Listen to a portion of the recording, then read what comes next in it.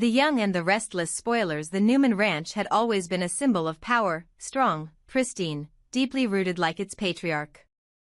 But lately, something about the house felt colder. The once stately estate now echoed with more secrets than warmth. And as the wind swept across the rolling hills outside, it carried whispers of betrayal, blood, and carefully orchestrated violence. What no one knew, at least, not yet, was that the heart of that darkness might be Victor Newman himself. Not just the business mogul, not merely the controlling father or stubborn husband, but something darker. A mastermind. A puppeteer. A man willing to erase anyone who stepped out of line to preserve his control. Carter had always been seen as a volatile enigma, a hired hand operating in the shadows. But whispers had grown louder. Those close to the family began to suspect that Carter was not acting alone. That behind his vicious choices, someone more calculating had been pulling the strings. And when the tragedies began, Damien's death in France, the brutal stabbing of Nick at Kane's estate, and most chilling of all, the murder of Chance, the pattern was undeniable. Each victim had a connection not just to Carter but to Newman Enterprises. To Victor. And as the bodies fell, the blame shifted toward Kane Ashby, the most convenient scapegoat of all. Victor's disdain for Kane had never been subtle. He saw Kane as a reckless opportunist, a threat to Chancellor Industries and a bad influence on Victoria. But beyond that, Victor saw something he could use. Kane was unstable, disliked, and already the subject of suspicion. All it would take was a nudge. A setup. A few carefully placed pieces, and the entire puzzle would spell Kane's guilt. It would be a masterstroke. Damien's murder would devastate Amy and confuse Nate. Nick's injury would silence one of the few Newmans capable of challenging Victor's influence. And Chance, the loyal man once entrusted with the family's security, had stepped too far out of line. He had begun asking questions. He had refused to cover up what he knew. And for that, he was eliminated. What no one expected, however, was that Victor would leave a trace. A moment of sloppiness. And that moment came one quiet evening, when Victoria returned home early from a last-minute meeting. The house seemed empty, but a faint noise from one of the sitting rooms caught her attention. She paused outside the door, about to announce herself, when she heard the unmistakable rasp of her father's voice. Curiosity slowed her steps. Something about his tone made her freeze. It was low, urgent. Whispering. Through the crack in the door, she peeked in. And what she saw nearly stopped her heart. A man wearing a baseball cap, his back to her, crouched beside a large suitcase. It was unzipped, revealing thick stacks of cash, meticulously bundled. Her father stood above him, not tense, not surprised. Calm. Calculated. They spoke in hushed tones, and though she couldn't make out all of it, a few phrases hit her like gunshots. "You know what to do," Victor said coldly. "One more, then you're done. Then disappear." The man nodded, his movements quick and practiced. Carter. It had to be. Victoria didn't dare move, didn't dare breathe. Her heart thundered in her ears as Victor handed Carter a folded piece of paper. "You don't say it," he added. "You write it. Less risk." Victoria's eyes burned with fear and disbelief. She had suspected her father was ruthless, had seen him destroy competitors, lie to allies, even manipulate his own children. But this? Ordering a hit. This was something else. This was premeditated murder. Victoria backed away slowly, her hands trembling. She didn't see the name on the paper, but she knew what it meant. Someone else was about to die. And if she didn't act, another life would be lost. The implications consumed her. If Victor had been behind Damien's death, it changed everything. Damien wasn't just collateral damage, he was targeted. And Nick, her brother, who had bled out in France, had been another piece of the puzzle. The wound wasn't random. It was meant to silence him, perhaps to punish him. And Chance, dear God. Chance had always been wary of Victor's operations, often pulling back from tasks that crossed ethical lines. But now Victoria understood why Victor had always hated that. Disobedience wasn't tolerated. Dissent wasn't excused. Chance had been a problem, and Victor had removed him. She couldn't stay quiet. But she couldn't confront Victor either. Not yet. He was too powerful. Too dangerous. And if he knew she had seen that meeting, she might become the next name on his list. She didn't know where Carter would go, or who he would kill next, but the paper Victor handed him held a death sentence. And the fact that it was written, not spoken, told her everything about how methodical her father had become. No recordings. No slip-ups. No evidence. Just whispered orders and erased fingerprints. Meanwhile, Kyle spiraled deeper into grief and rage. Learning of Cole's death had left him shaken, and the fallout had pushed him into unpredictable behavior. Jack and Diane watched helplessly as their son drifted between guilt and fury.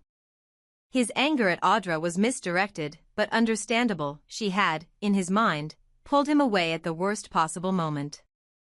And now, he was left with regret, a ticking time bomb of grief searching for an outlet. Victor, of course, kept a tight grip on the public narrative. He offered condolences. He sat by Nick's hospital bed. He expressed outrage over Chance's death. He fed the press carefully curated statements about Kane's instability. And slowly, public opinion began to shift. Kane was losing control of the story. Even those who had once defended him now whispered about the inconsistencies. About the violence. About the rumors of France. Victor had succeeded, almost. But Victoria knew the truth. And the question was whether she had the strength to expose it. Could she gather evidence? Could she outmaneuver the man who taught her everything? And if she failed, if Victor realized what she had seen, would she become a target too? The stakes had never been higher. The blood on Victor's hands wasn't just metaphorical anymore. It was real. Damien. Nick. Chance. And now, someone else. Someone who didn't yet know their days were numbered. As the wind howled around the Newman ranch and the family gathered under the illusion of safety and unity, Victoria sat alone in her room, staring at her father's portrait, unsure whether she was looking into the face of a legacy, or the eyes of a monster. The photograph burned a hole in Victoria's phone like a cursed object, proof of a moment so horrific, so impossible, she could hardly breathe as she stared at it. She had barely held herself together long enough to retreat from the hallway after witnessing her father hand over a suitcase of cash to a shadowy man in a baseball cap, Carter, the very figure who had been trailing blood and fear from Nice to Genoa City. But in those tense seconds when her pulse thundered and her instincts screamed for silence, her hands had acted on their own. The phone raised. The shutter clicked. And now, in the palm of her trembling hand, she held not just a damning image, but a crossroads that could change everything. Victor's profile was unmistakable. His posture, his dominance, his control, it oozed through even in a candid frame. And Carter, cold, deliberate, faceless but unmistakable, gripping a suitcase overflowing with cash. Victoria knew what she had seen. Her father had given Carter one final name. One more victim. One more life to end before Carter vanished into smoke and shadow. She hadn't seen what name was written on the slip of paper, but her mind spiraled through every possible name, every friend, every ally, every innocent life that could be next. Her gut twisted when she thought of Kyle, so broken after Claire's grief, so vulnerable in his current state. And Jack, her old adversary turned ally, had always challenged Victor, never bowing to the Newman legacy. Either man could be on that paper. And once Carter moved, there would be no undoing it. Victoria sat alone in the corner of her room, back against the door, the photo glowing in the dark like a flame daring her to act. Her mind raced through consequences. If she made this public, Victor would be arrested. This wasn't business corruption or manipulation, this was conspiracy to murder. The justice system, flawed as it was, would not overlook this. Her father would go to prison. The Newman name would be dragged through the mud. Share prices would plummet. Reporters would swarm the ranch like vultures. But was that worse than staying silent and letting another person die? She tried to think rationally. Carter hadn't hurt anyone Victoria loved, not directly. Damien, Nick, Chance, yes, they were tragic losses. But Victor had made sure that his own family was untouched. Every casualty had been a threat, a pawn, someone outside the protected circle. Maybe, just maybe, if she said nothing, the cycle would end. Maybe Carter would take his money and disappear. Maybe this final hit was Victor's last. But the thought turned her stomach. Because if she had learned anything from her father, it was that control becomes addiction. And Carter wasn't the kind of man who simply stopped. He had tasted power, anonymity, blood. He moved like a ghost, calm, unbothered, entirely without conscience. When he had left the room that night, clutching the suitcase of money, there had been no urgency in his step. No fear. Only eerie composure. As if murder was just another errand on a to-do list. That image haunted her. Victoria couldn't unsee what she saw. Her father was behind it all. Damien's death. The stabbing that nearly killed Nick. Chance's brutal murder. Victor had manipulated the world to believe Kane was the villain, cleverly positioning every piece to fall perfectly into place. Kane had been an easy target, arrogant, disliked, tainted by past mistakes. But now, with the photo in her hand, Victoria saw the truth.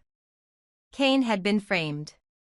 And worse, Victor had ensured that his name would be the one remembered with shame, while the real killer walked free.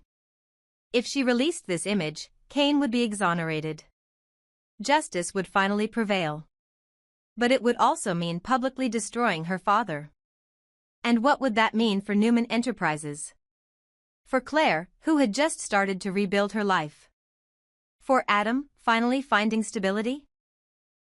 For Nick, still healing from wounds both physical and emotional? Could she risk the entire family legacy for the sake of morality? She wanted to say yes. She wanted to believe in truth, justice, righteousness. But this wasn't a courtroom. This was Genoa City. And here, the lines were never clean. Still, her conscience screamed. If she did nothing, Kyle or Jack could be next. The image of Kyle, distraught, broken, clutching Claire in the park, burned in her memory. And Jack, pacing the Abbott house, growing more worried with each passing day, didn't even know how close he might be to death. Victoria's breath caught. That might be Victor's final move, to silence the Abbotts once and for all. And Carter. Carter would do it without blinking. She replayed the image over and over. Her thumb hovered above the share button. A single tap, and the photo would be out. Sent to Adam. To Nick. To the police. To the press. She even considered sending it anonymously, removing herself from the fallout. But she knew it wouldn't matter. Victor would know. He always knew. In the shadows of that fear, Victoria stood and looked at herself in the mirror. Her eyes were tired, but clear. This wasn't about choosing sides anymore. It wasn't Newman versus Abbott. It wasn't business versus family. This was life versus death. Truth versus silence. If she let Carter strike again, and blood spilled while she said nothing, she would never forgive herself.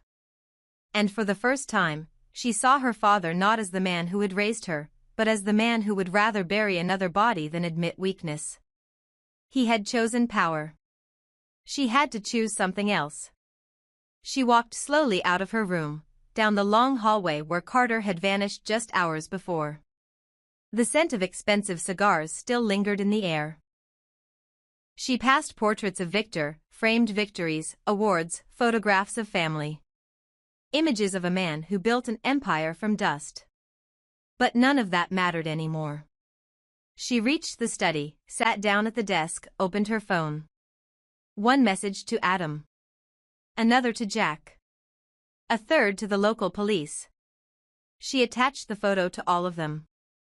Then she sent it. No going back. If you'd like to continue this narrative into the aftermath, Victor's arrest, Carter going rogue, or Jack confronting Victoria, I'm ready to expand it even further. Let me know which direction you want to take next.